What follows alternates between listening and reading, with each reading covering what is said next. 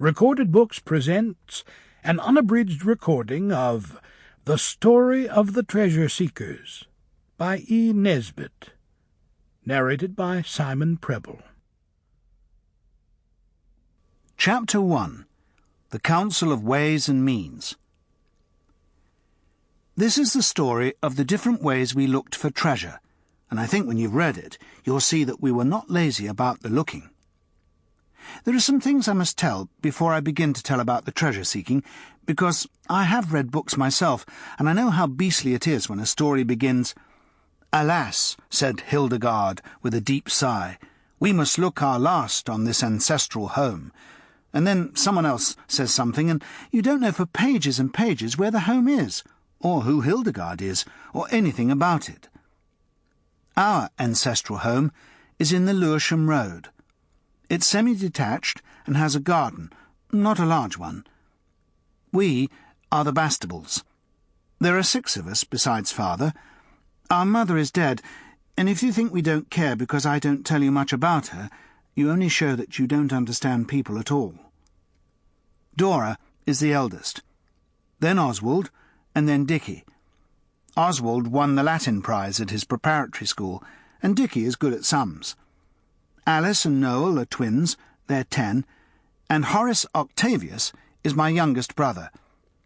It's one of us that tells this story, but I shall not tell you which, only at the very end perhaps I will.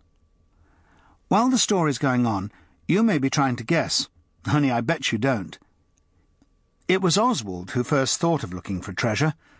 Oswald often thinks of very interesting things, and directly he thought of it, he didn't keep it to himself, as some boys would have done, but he told the others, and said, "I'll tell you what, we must go and seek for treasure.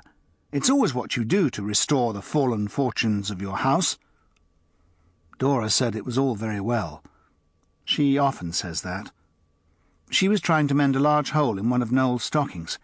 He tore it on a nail when we were playing shipwrecked mariners on top of the chicken house, the day H.O. fell off and cut his chin. He has the scar still.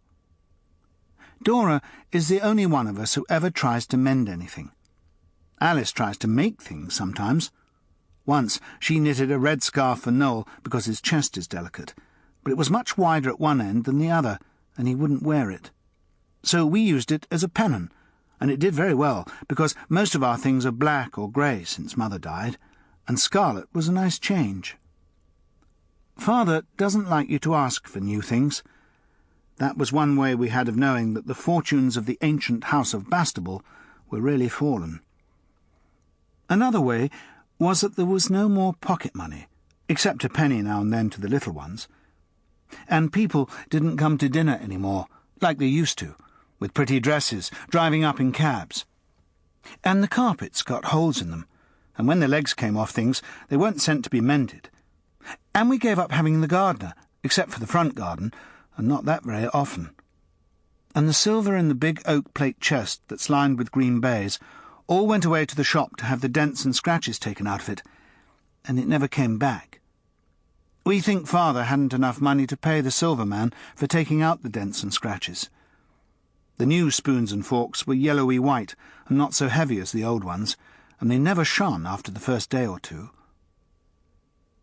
Father was very ill after Mother died, and while he was ill, his business partner went to Spain, and there was never much money afterwards.